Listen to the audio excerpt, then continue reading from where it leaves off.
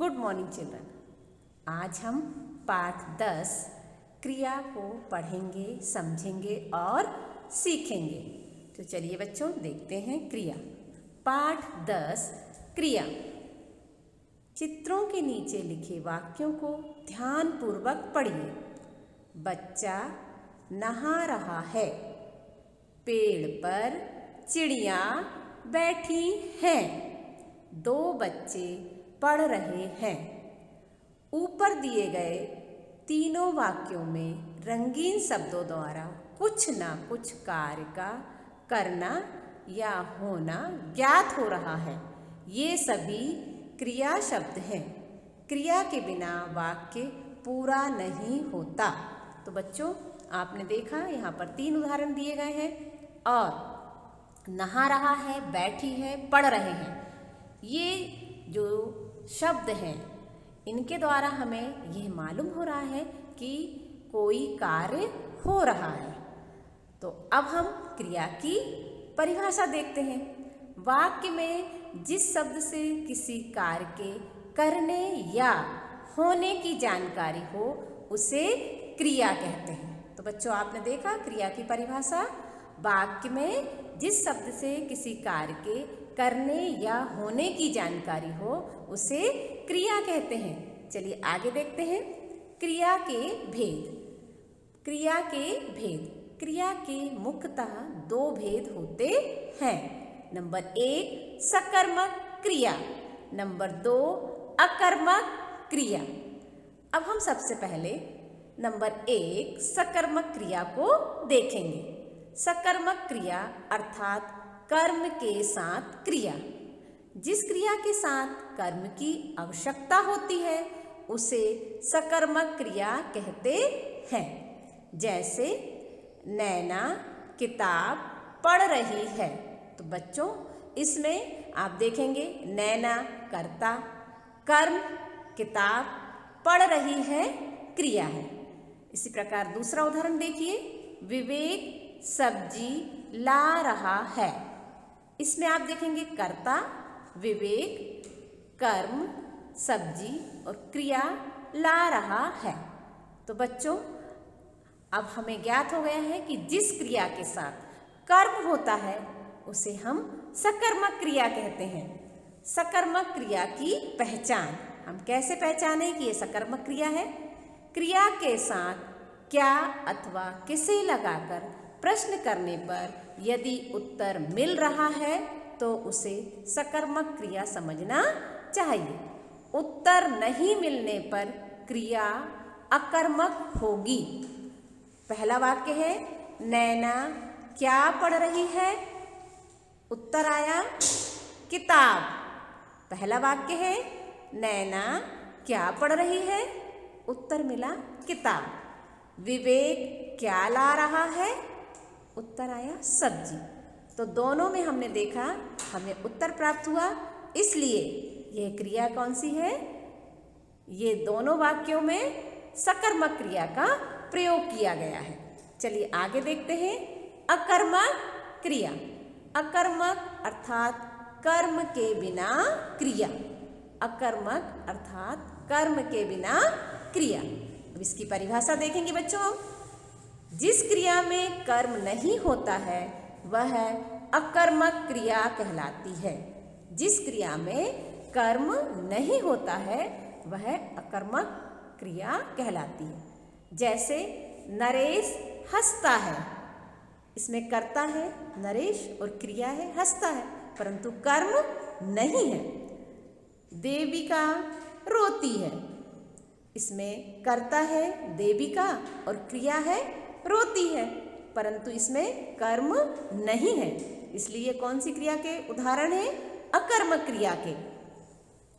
उपयुक्त दोनों वाक्यों में क्या अथवा किसे लगाकर प्रश्न करने पर उत्तर नहीं मिल रहा है, अतः यहाँ पर अकर्मक क्रिया है।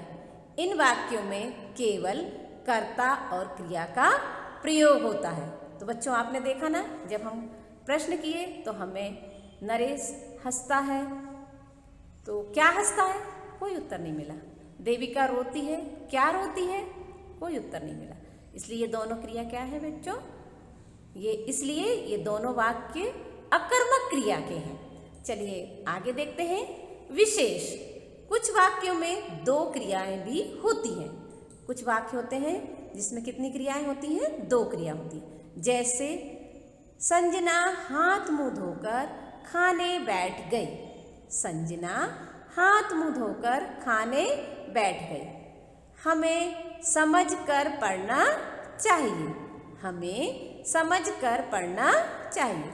उपयुक्त वाक्यों में पहले वाक्य में धोना और खाना तथा दूसरे वाक्य में समझना और पढ़ना 2 क्रियाओं का प्रयोग किया गया है।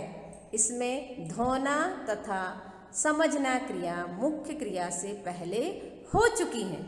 इस प्रकार की क्रियाओं को पूर्वकालिक क्रिया कहते हैं। इस प्रकार की क्रियाओं को क्या कहते हैं बच्चों?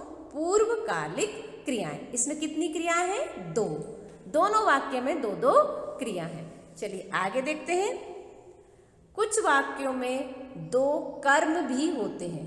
कुछ वाक्यों में क्या होते हैं? 2 कर्म होते हैं। जैसे सीमा ने गाय को घास खिलाई। हरीश ने अपनी बहन को कलम दिया।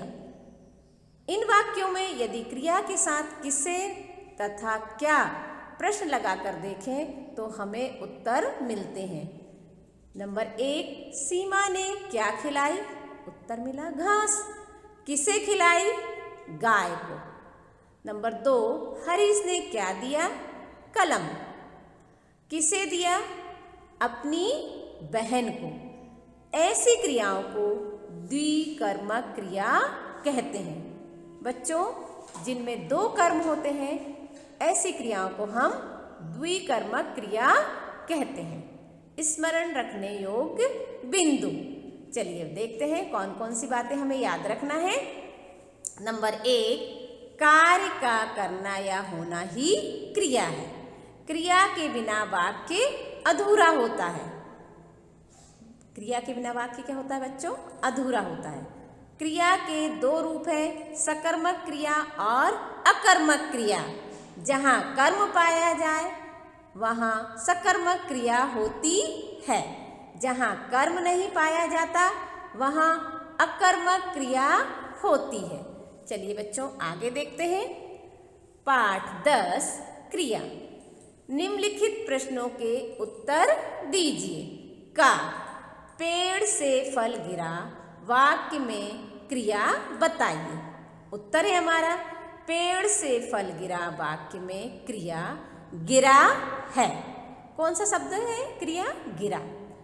ख अकर्मक तथा सकर्मक क्रिया में अंतर बताइए। बच्चों उत्तर देखेंगे। अकर्मक क्रिया, जिस क्रिया में कर्म नहीं होता है वह अकर्मक क्रिया कहलाती है। जिस क्रिया में कर्म नहीं होता है वह अकर्मक क्रिया कहलाती। जैसे नैना पढ़ रही है। अब यदि हम प्रश्न करते हैं नैना क्या पढ़ रही है? उत्तर नहीं मिला। इसलिए ये कौन सी क्रिया है बच्चों? बिना कर्म की क्रिया है, इसलिए ये कौन सी क्रिया है? अकर्मक क्रिया। चलिए आगे देखते हैं। सकर्मक क्रिया, जिस क्रिया के साथ कर्म की आवश्यकता होती है उसे सकर्मक क्रिया कहते हैं। जैसे नैना किताब पढ़ रही है। अब हम प्रश्न करते हैं नैना क्या पढ़ रही है? उत्तर मिलता है किताब। तो ये कौन सी क्रिया हुई बच्चों? सकर्मक क्रिया। चलिए आगे का प्रश्न देखते हैं। एक ऐसा वाक्य बताइए जिसमें सकर्मक क्रिया प्रयुक्त हुई हो। एक ऐसा वाक्य बताइए जिसमें सकर्मक क्रिया प्रयुक्त हुई हो। उत्तर रमेश पुस्तक पढ़ता है। ये कौन सी क्रिया का उदाहरण है बच्चों? सकर्मक क्रिया का। चलिए आगे देखते हैं। नंबर 2, निम्नलिखित प्रश्नों के उत्तर दीजिए। क क्रिया किसे कहते हैं? उदाहरण सहित लिखिए। क्रिया किसे कहते हैं? उदाहरण सहित लिखिए। उत्तर वाक्य में जिस शब्द से किसी कार्य के करने या होने की जानकारी हो उसे क्रिया कहते हैं। जैसे वह खेलती है। ये है उदाहरण है हमारा। चलिए बच्चों आगे देखते हैं।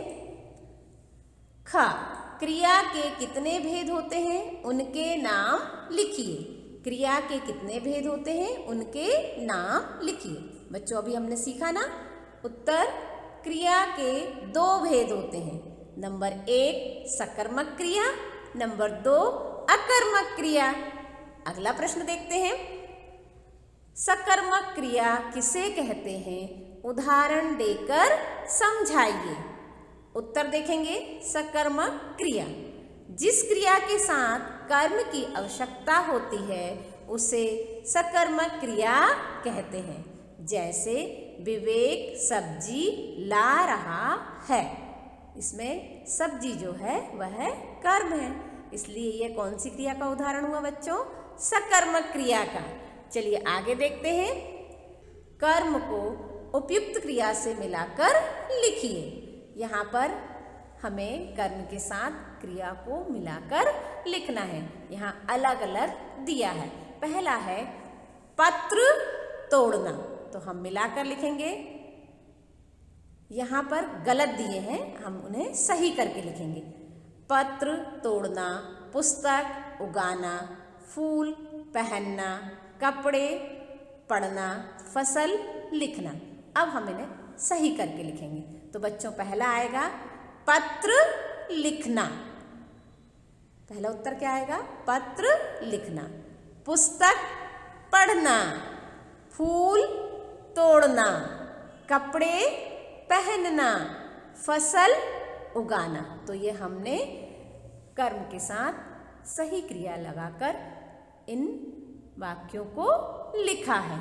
चलिए आगे देखते हैं। नंबर 4, निम्नलिखित वाक्यों में से क्रियाएं छांटकर उनके सम्मुख अकर्मक अथवा सकर्मक लिखिए। निम्नलिखित वाक्यों में से क्रियाएं छांटकर उनके सम्मुख अकर्मक अथवा सकर्मक लिखिए। वाक्य क्रिया प्रकार, हमें सबसे पहले वाक्य दिया गया है, फिर हमें उसमें से क्रिया चुनना है और उसका प्रकार बताना है कि यह सकर्मक क्रिया है या अकर्मक क्रिया है। पहला देखते हैं बच्चों। क, राजेश सो रहा है। क्रिया क्या है, सो रहा है। अब हमने प्रश्न किया क्या सो रहा है, उत्तर कुछ नहीं मिला, इसलिए क्या आया, अकर्मक क्रिया। सीता खेल रही है। क्रिया क्या है इसमें, खेल रही है। अब हमने प्रश्न किया क्या खेल रही है, उत्तर कुछ नहीं मिला, तो ये कौन सी क्रिया हुई, अकर्मक क्रिया। भैंस दूध देती है। देती है क्रिया। अब हमने प्रश्न किया क्या देती है, उत्तर मिला दूध, तो ये कौन सी क्रिया है, सकर्मक क्रिया, क्योंकि इसके साथ कर्म है। माताजी गीत गाती हैं। अब हमने प्रश्न किया गाती है क्रिया, इससे हमने प्रश्न किया क्या गाती है, उत्तर मिला गीत, तो ये कौन सी क्रिया हुई, सकर्मक क्रिया। रमेश पुस्तक पढ़ता है। अब हमने प्रश्न किया क्रिया से, कौन सी क्रिया से, पढ़ता है क्रिया से। क्या पढ़ता है, उत्तर मिला पुस्तक, तो ये कौन सी क्रिया हुई बच्चों, सकर्मक क्रिया। तो आप समझ गए ना कि सकर्मक क्रिया और अकर्मक क्रिया किस तरह से हम पहचानते हैं। चलिए अगला प्रश्न देखते हैं। सही उत्तर वाले विकल्प पर सही लगाइए। नंबर 1, कार्य का करना या होना कहलाता है। कार्य का करना या होना कहलाता है। क्रिया, संज्ञा, सर्वनाम, विशेषण। तो बच्चों हमें मालूम है ना, कार्य का करना या होना कहलाता है क्रिया, तो हम किस पर सही का निशान लगाएंगे, क्रिया पर। नंबर 2, क्रिया के मुख्यतः कितने भेद होते हैं, 1, 2, 3, 4। तो बच्चों हमें मालूम है क्रिया के कितने भेद होते हैं, 2, तो हम 2 पर सही का निशान लगाएंगे। नंबर 3, जिस क्रिया के साथ कर्म होता है वह कहलाती है। जिस क्रिया के साथ कर्म होता है वह कहलाती है सकर्मक क्रिया, अकर्मक क्रिया, क्रिया विशेषण। तो बच्चों हमने देखा ना, जिस क्रिया के साथ कर्म होता है वह कहलाती है सकर्मक क्रिया। तो हम सकर्मक क्रिया पर सही का निशान लगाएंगे।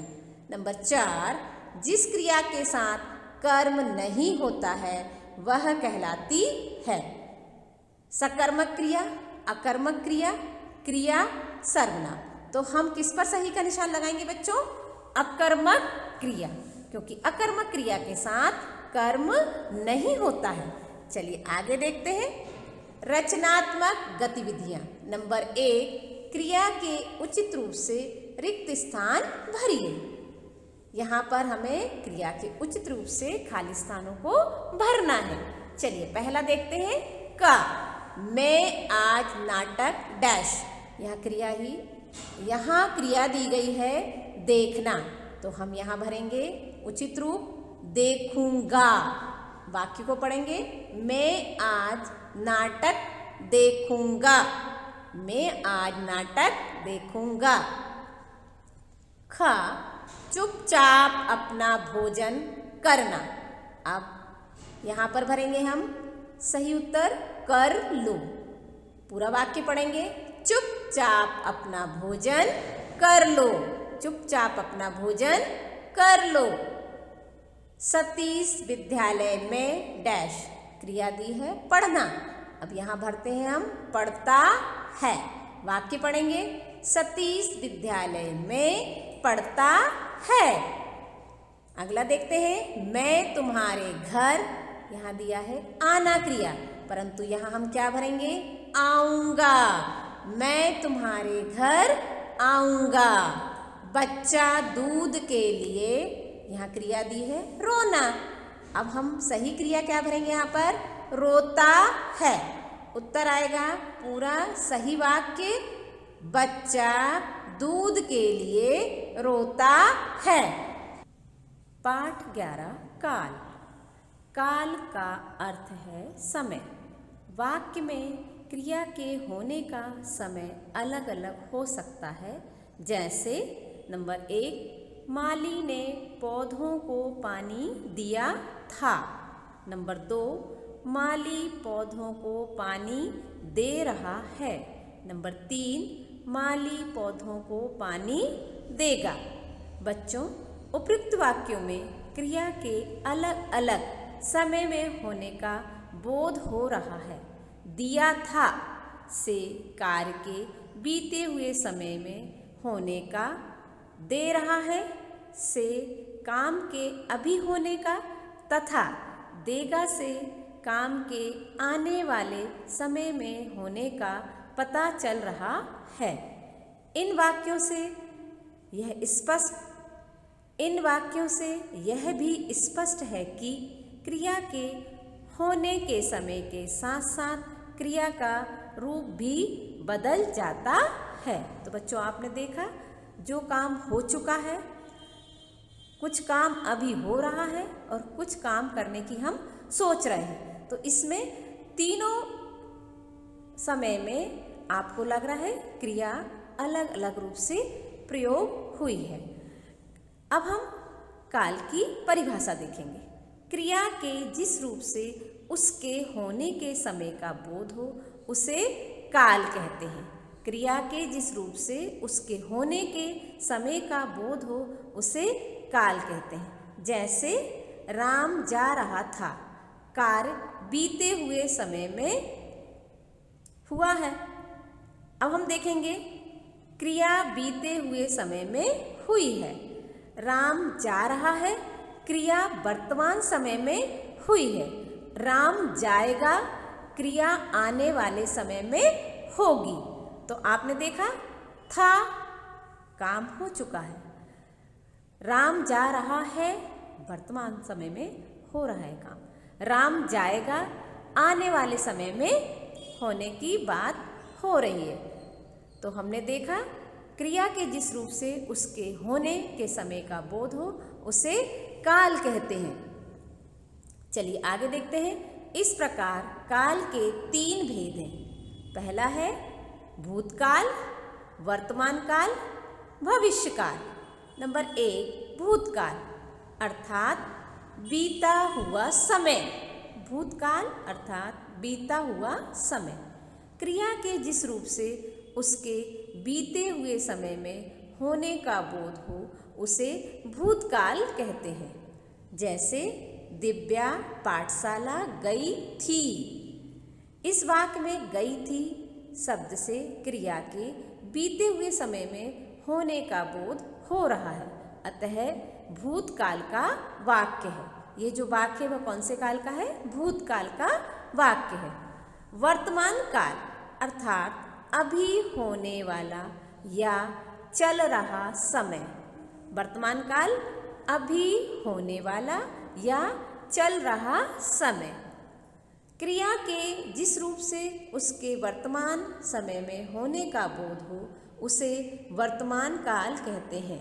जैसे बच्चे खेल रहे हैं। इस वाक्य में रहे हैं शब्द से क्रिया के अभी चल रहे समय में होने का बोध हो रहा है, अतः यह वाक्य वर्तमान काल का है। अतः यह वर्तमान काल का वाक्य है। भविष्य काल अर्थात आने वाला समय। क्रिया के जिस रूप से उसके आने वाले समय में होने का बोध होता है उसे भविष्य काल कहते हैं। जैसे दिनेश इलाहाबाद जाएगा। इस वाक्य में जाएगा शब्द से क्रिया के आने वाले समय में होने का बोध हो रहा है, अतः यह भविष्य काल का वाक्य है। तो बच्चों आपने देखा, हमने काल का ज्ञान प्राप्त किया, भविष्य काल, भूतकाल और वर्तमान काल।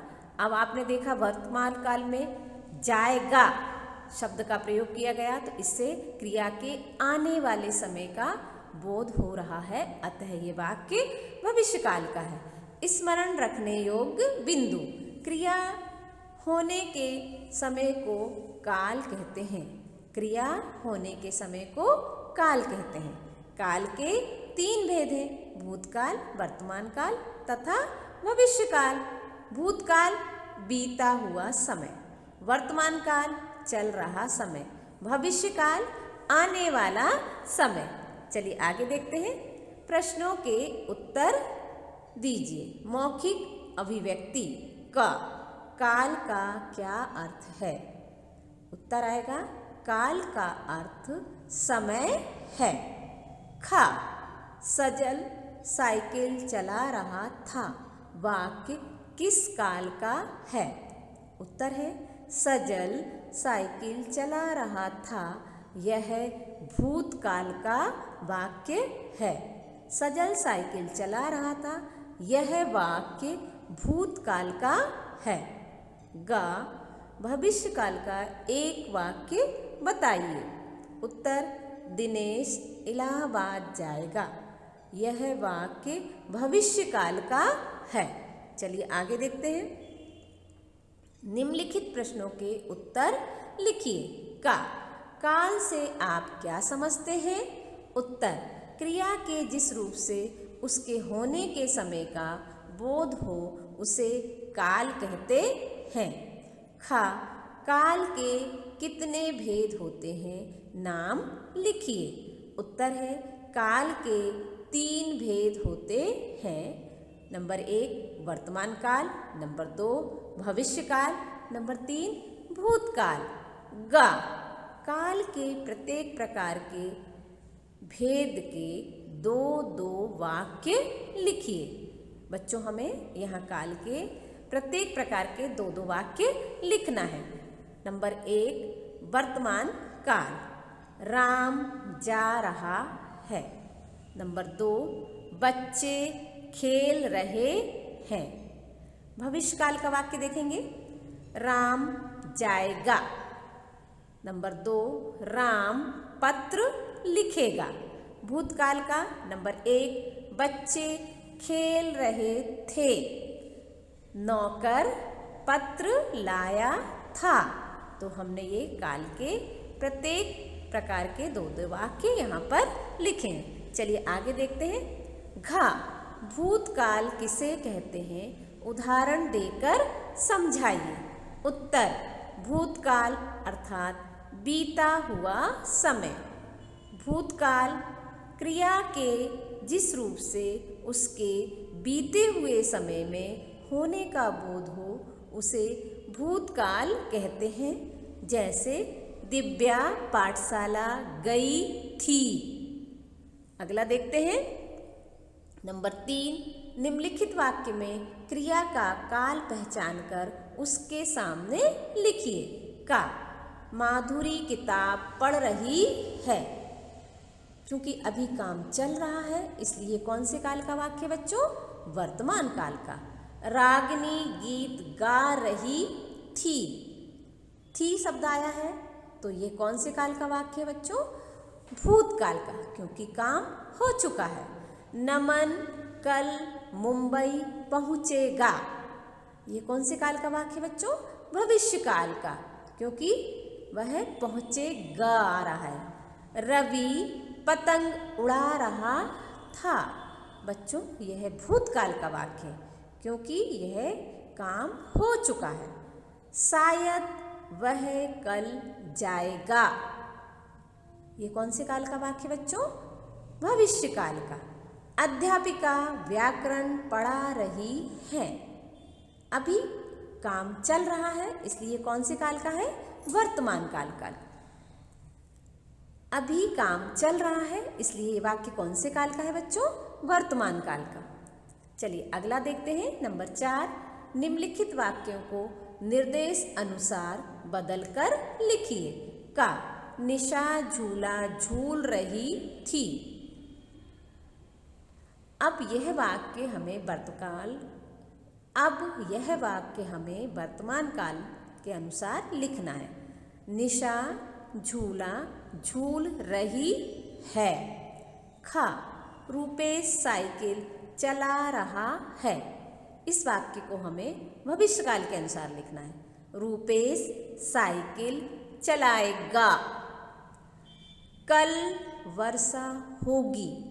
इस वाक्य को हमें भूतकाल के अनुसार लिखना है। कल वर्षा हुई थी।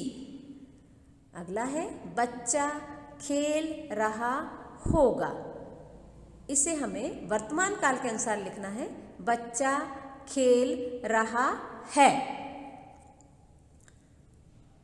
बच्चों नंबर 5वां, सुमेलित कीजिए। हमें जोड़ी बनाना है। पहला है बिजली, तो हम लिखेंगे चमक रही है।